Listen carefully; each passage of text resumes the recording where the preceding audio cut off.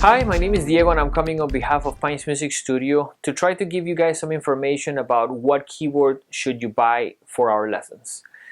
The first question that we get asked all the time is how many keys? How many keys should the keyboard have?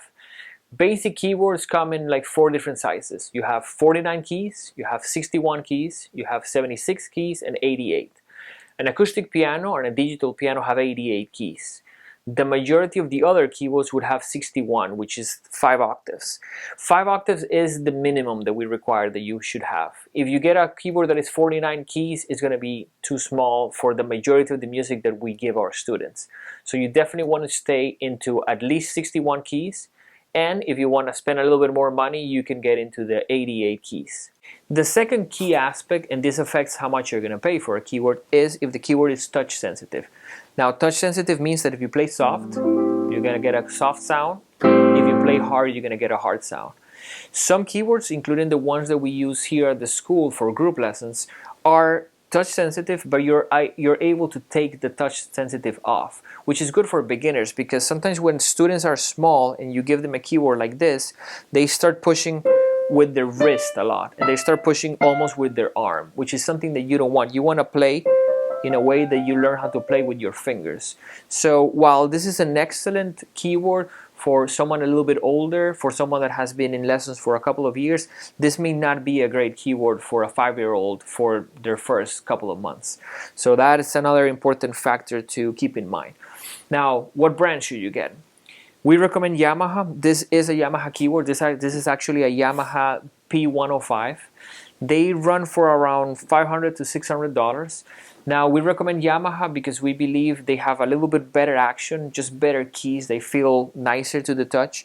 Their sounds tend to be a little bit more usable too. If you bring them to a show, if you bring them to play with a band, the sound of a piano in a Yamaha keyboard tends to be a little bit nicer. And at the same time, they're really well built. We have been using our keyboards here for group lessons for over 70 years, and they're still in excellent shape. So the third aspect will be what's your price range, and we definitely recommend staying up from $165, $175 to probably the $500 range. The keyboards that are less than $100 or $100 tend to always be not touch sensitive, and they tend to be a beginner keyboard that you may have to get rid of in 2 or 3 years.